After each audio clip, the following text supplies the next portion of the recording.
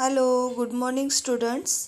आज हम हमारी हिंदी की रिवीजन वर्कशीट सॉल्व करने वाले हैं। तो सब लोग वर्कशीट पे अपना नेम, रोल नंबर, डिवीज़न और आज की डेट अच्छे से लिख लीजिए। ओके, तो शुरू करते हैं हम हमारी प्रैक्टिस टेस्ट 3 की हिंदी की रिवीजन वर्कशीट। उसमें है प्रश्न पहला, अधोरेखांकित शब्दों के भेद पहचान कर लिखिए। शब्दों के भेद मतलब क्या? संज्ञा, सर्वनाम, विशेषण। यस, हमने ये पढ़ा है, संज्ञा, सर्वनाम, विशेषण। तो देखते हैं इन शब्दों के भेद क्या आते हैं। पहला है, किसी पर विश्वास नहीं किया जा सकता। किसी के नीचे अंडरलाइन है, मतलब हमें किसी इस शब्द का भेद बताना है। अभी किसी ये शब्द किसी नाम के बदले आया है, मतलब किसी के नाम के बदले आया है ना। तो हमें किसी का क्या अर्थ आएगा, फिर भेद क्या आएगा? जब किसी के नाम के बदले शब्द यूज़ होता है, यह, वह, किसी, तो वो कौन सा शब्द भेद होता है? यस, राइट, सर्वनाम। तो लिखते हैं हम लोग सर्वनाम। ओके। सेकेंड, हेतु को चुपचाप ढकेलकर परे हटा दिया। अभी इस वाक्य में चुपचाप के नीचे अंडरलाइन है, तो चुपचाप क्या आता है? हेतु को कैसे ढकेल दिया? चुपचाप, मतलब ये ढकेलने की विशेषता बताई है, मतलब चुपचाप क्या आएगा यहाँ पर? विशेषण। तो इसका आंसर क्या लिखेंगे हम लोग? विशेषण। सब लोग मेरे साथ लिखते जाओ। ओके। थर्ड, 9 बजे तक वे नहीं पहुँचे। 9 बजे तक वे मतलब कौन? यहाँ पे हमें पता चल रहा है, यहाँ पर किसी का नाम दिया है नहीं, तो वे के नीचे अंडरलाइन है। तो जब किसी के नाम के बदले यह, वह, वे, किसी इस तरह के शब्द का उपयोग किया जाता है, तो वो कौन सा भेद होता है शब्द का? यस, वेरी गुड, सर्वनाम। तो यहाँ पर हम लोग लिखेंगे सर्वनाम। आगे बढ़ते हैं। सस्ता नौकर तुम्हें आजकल कहाँ मिलेगा? सस्ता के नीचे अंडरलाइन है, मतलब इस वाक्य में नौकर की विशेषता बताई है। कैसा नौकर? तो सस्ता। तो विशेषता बताई है, जब किसी की विशेषता बताई जाती है तो वो क्या होता है? विशेषण। तो यहाँ पे हम लोग लिखेंगे विशेषण। क्लियर? नेक्स्ट, सहसा हेतु की आंखों में आंसू आ गए। अभी देखिए, आंसू यानी जल, पानी, ये किस में आता है? जलवाचक संज्ञा में। तो आंसू का अर्थ क्या आएगा? शब्द का भेद क्या आएगा? आंसू इस शब्द का संज्ञा। तो हम लोग यहाँ पर लिखेंगे संज्ञा। ओके, अभी बढ़ते हैं हम हमारे प्रश्न क्रमांक 2 की तरफ, जो है अव्यय पहचान कर उसका भेद लिखिए। पहला है, अमरनाथ जैसे इंसान के साथ भी यही होना था। देखिए, अव्यय के कितने भेद आते हैं? 4। संबंध सूचक अव्यय, समुच्चय बोधक अव्यय, क्रिया विशेषण अव्यय और विस्मयादि बोधक अव्यय। संबंध सूचक अव्यय में के साथ, के लिए, के बिना इस तरह के शब्द आते हैं। तो देखिए, हमारे इस वाक्य में के साथ यह शब्द आया है। के साथ के नीचे हम लोग अंडरलाइन करेंगे, के साथ के नीचे, और इसका आंसर क्या लिखेंगे? अमरनाथ जैसे इंसान के साथ भी यही होना था। के साथ जब वाक्य में आता है तो वो होता है संबंध सूचक अव्यय। ओके। सेकेंड, काम करेगा या मैं किसी को बुलाऊं। यहाँ पर देखिए, 2 डिफरेंट वाक्य हमें दिख रहे हैं। काम करेगा, मैं किसी को बुलाऊं, इन 2 वाक्यों को या इस शब्द ने जोड़ा है। तो जब 2 वाक्यों को लेकिन, किंतु, परंतु, इसलिए या इस तरह के शब्द से जोड़ा जाता है, तब वो शब्द का भेद होता है समुच्चय बोधक अव्यय। तो वो अव्यय होता है समुच्चय बोधक अव्यय। सॉरी, या के नीचे अंडरलाइन करेंगे और लिखेंगे समुच्चय बोधक अव्यय। क्लियर। बढ़ते हैं तीसरे प्रश्न की ओर। पुलिस सारा तमाशा चुपचाप देख रही थी। अभी देखिए, इस वाक्य में देखना यह क्रिया है। इस क्रिया की विशेषता कौन सा शब्द बता रहा है? तो चुपचाप। जब क्रिया की विशेषता बताई जाती है तब वो कौन सा अव्यय होता है? क्रिया विशेषण अव्यय। तो चुपचाप के नीचे अंडरलाइन करेंगे हम लोग और इसका आंसर लिखेंगे क्रिया विशेषण अव्यय। फोर्थ, अरे विजय तुम यहाँ कैसे? देखिए, अरे के बाद हमें यहाँ पे एक्सक्लेमेटरी मार्क लगाना है क्योंकि यहाँ पे अरे के बाद अल्पविराम दिया है। तो अरे के बाद आएगा एक्सक्लेमेटरी मार्क, मतलब विस्मयादि बोधक चिन्ह। और जब वाक्य में विस्मयादि बोधक चिन्ह आता है, अरे, छी, वाह, इस तरह के शब्द आते हैं तो वो कौन सा अव्यय होता है? विस्मयादि बोधक अव्यय। यस, तो हम लोग अरे के नीचे अंडरलाइन करेंगे और यहाँ पर लिखेंगे विस्मयादि बोधक अव्यय। क्लियर? सबको समझ में आ रहा है? ओके, तो हम लोग आगे बढ़ते हैं हमारे नेक्स्ट क्वेश्चन की तरफ। प्रश्न तीसरा है, कोष्टक में दी गई सूचना के अनुसार काल परिवर्तन कीजिए। काल परिवर्तन, काल के 3 प्रकार, वर्तमान काल, भूतकाल और भविष्यकाल। ठीक है, तो अभी हम लोग काल के अनुसार, दिए गए काल के अनुसार वाक्य में परिवर्तन करेंगे। हमारा पहला वाक्य है, मैं जल्दी लौट आता हूँ। अभी देखिए, यहाँ पे ब्रैकेट में दिया है भविष्यकाल, मतलब भविष्य काल में हमें इसे परिवर्तित करना है। तो क्या आएगा? आता हूँ के बदले आएगा यस, आऊँगा। तो वाक्य क्या होगा हमारा? मैं जल्दी लौट आऊँगा। ऊ के नीचे, ऊ के ऊपर आएगा चंद्रमा और बिंदु। ठीक है, यहाँ पर 2 जगह आऊँगा, गा के ऊपर भी चंद्रमा और बिंदु आया है, उसको कट करना है। सिर्फ ऊ के ऊपर आएगा चंद्रमा और बिंदु। सेकंड है, हमारे गांव में इसे बुरा मानेंगे। सामान्य वर्तमान काल में परिवर्तित करना है। सामान्य वर्तमान काल में वाक्य को परिवर्तित करते वक्त वाक्य के पीछे ता है, ती है, ते है, इस तरह के शब्द आते हैं। तो यहाँ पर वाक्य क्या बनेगा फिर हमारा?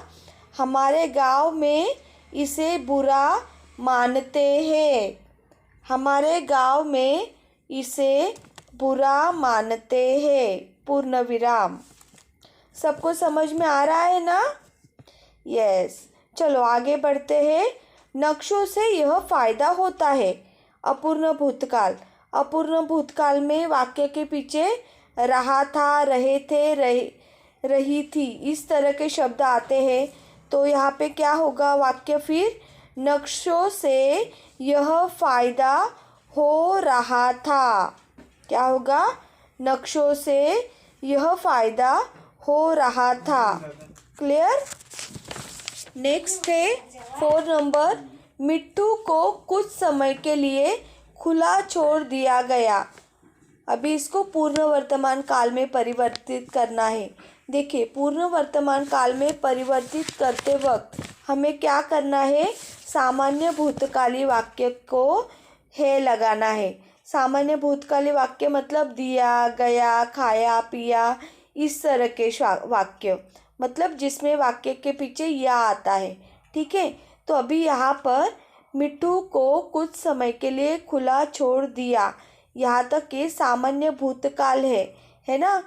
तो खुला छोड़ दिया गया है भी चलेगा, या फिर मिट्टू को कुछ समय के लिए खुला छोड़ दिया है, ऐसे भी वाक्य बन सकता है। हम लोग लिखेंगे मिट्टू को कुछ समय के लिए खुला छोड़ दिया है। क्लियर? आगे बढ़ते हैं हम हमारे प्रश्न क्रमांक 4 की ओर। रचना की दृष्टि से वाक्यों के प्रकार लिखिए।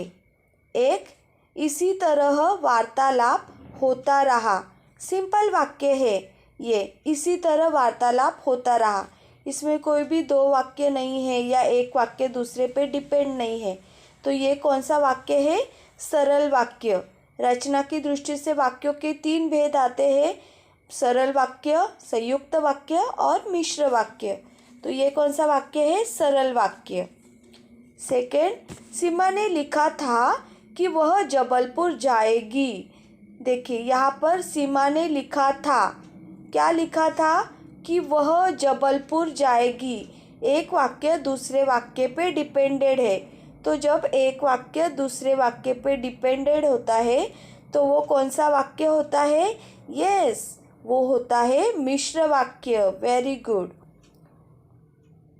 थर्ड, भाग्यशाली हूँ इसलिए बच गया। देखिए यहाँ पर 2 वाक्य दिख रहे हैं। एक है भाग्यशाली हूँ, दूसरा है बच गया। इन 2 वाक्यों को इसलिए इस शब्द ने जोड़ा है। जब 2 वाक्यों को लेकिन, किंतु, परंतु, इसलिए इस तरह के शब्दों से जोड़ा जाता है तो वो होता है कौन सा वाक्य? यस, वो होता है संयुक्त वाक्य।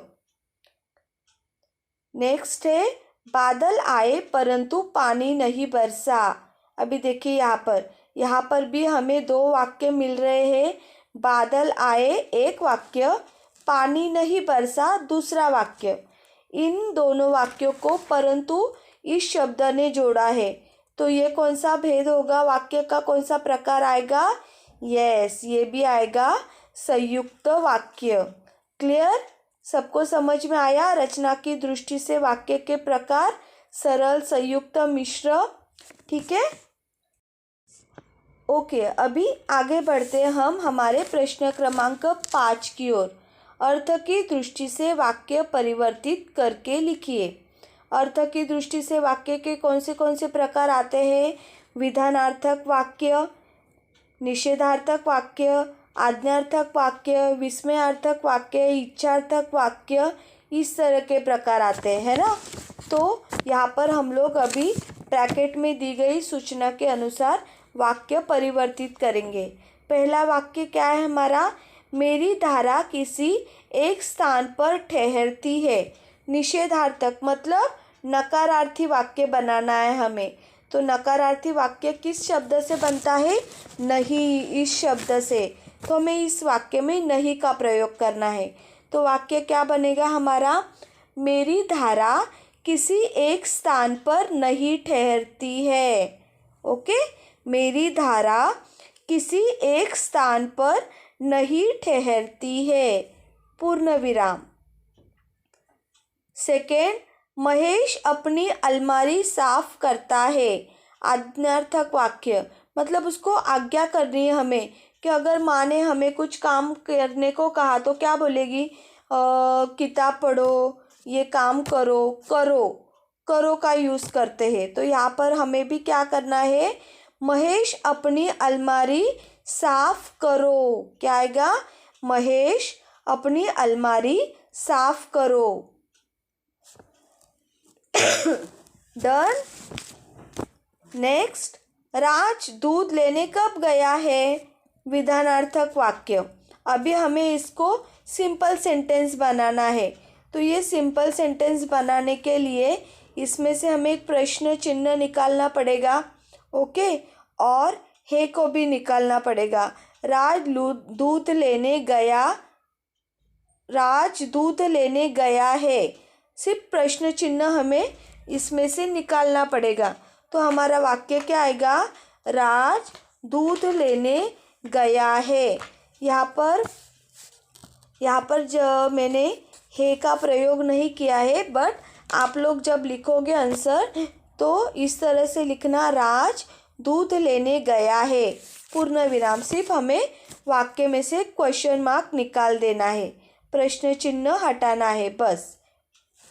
नेक्स्ट है, कितनी गंदगी है यहाँ। विस्मयार्थक वाक्य में परिवर्तित करना है। गंदगी के लिए कौन से शब्द का प्रयोग करते हैं हम लोग? छी। छी, कितनी गंदगी है यहाँ, है ना। तो छी के बाद एक्सक्लेमेटरी मार्क यानी विस्मयादिबोधक चिन्ह, और कितनी गंदगी है यहाँ, यह वाक्य जैसे का वैसा लिखेंगे और पूर्ण विराम का प्रयोग करेंगे। तो ये हो गए हमारे अर्थ की दृष्टि से वाक्य। क्लियर, सबको समझ में आ रहा है? आगे बढ़ते हैं। हमारा लास्ट वाला क्वेश्चन है संधि। संधि का विच्छेद करना है। संधि का विच्छेद यहाँ पर किया है, हमें सिर्फ संधि का भेद पहचान कर लिखना है।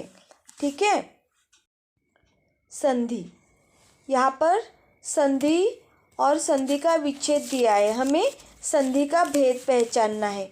जैसे कि हमने पढ़ा था, संधि के 3 भेद होते हैं, स्वर संधि, व्यंजन संधि और विसर्ग संधि। 2 स्वरों के मेल से कौन सी संधि बनती है? स्वर संधि। 2 व्यंजनों के मेल से कौन सी संधि बनती है? व्यंजन संधि। और जब एक स्वर और एक व्यंजन होता है तो भी कौन सी संधि बनती है? व्यंजन संधि। ठीक है, तो पहला है शब्दार्थ। इसका विच्छेद क्या है? शब्द प्लस अर्थ। तो ये देखिए, शब्द, द में साइलेंट क्या आ रहा है? अ, और अर्थ का अ, ये दोनों क्या है? स्वर है। तो ये कौन सी संधि आएगी? स्वर संधि। अ से लेके आ तक स्वर और क से लेके न्य तक है व्यंजन। ठीक है, सेकंड देखिए, नरेश, नर प्लस ईश, नर, र में साइलेंट क्या आ रहा है? अ आ रहा है। और ई भी क्या है? स्वर है। और र में जो साइलेंट अ सुनाई दे रहा है वो भी क्या है? स्वर है। तो 2 स्वरों का मेल यहाँ पर हुआ है, तो ये कौन सी संधि है? जी हाँ, ये भी है स्वर संधि। सबको समझ में आ रहा है? आगे बढ़ते हम लोग। थर्ड, संतोष। देखिए, मैंने बताया था, जब शब्द के ऊपर अनुस्वार आता है तो उस अनुस्वार के बदले हमें हलन लगाया हुआ म लेना है। तो यहाँ पे विच्छेद किया है, देखो, सम प्लस तोष। ठीक है, तो ये इसकी यहाँ पर सम प्लस तोष, तो यहाँ पर म को हलन लगा है। तो यहाँ पर म को हलन लगा है। तो जब शब्द में हलन का चिन्ह होता है तो वो कौन सा होता है? वहाँ पर व्यंजन आता है। ठीक है, तो ये म व्यंजन है और त भी क्या है? व्यंजन है। तो 2 व्यंजनों के मेल से बनती है व्यंजन संधि। ठीक है, फोर्थ वाला देखिए। फोर्थ में यहाँ पे देवेंद्र शब्द दिया है, तो देवेंद्र कट कर दीजिए और वहाँ पे नेक्स्ट शब्द लिखिए दुष्प्रभाव। ठीक है, अभी देखिए, मैंने आपको बताया था, जब वाक्य में आधा श आता है तो उस श के बदले हमें क्या लेना है? विसर्ग चिन्ह। तो यहाँ पे विग्रह कैसे किया है? विच्छेद, दु विसर्ग चिन्ह प्लस प्रभाव। जब शब्द में विसर्ग चिन्ह आता है तो वो कौन सी संधि होती है? विसर्ग संधि। क्लियर, सबको समझ में आया? तो सब लोग अच्छे से वर्कशीट लिखना। Thank you, bye, take care.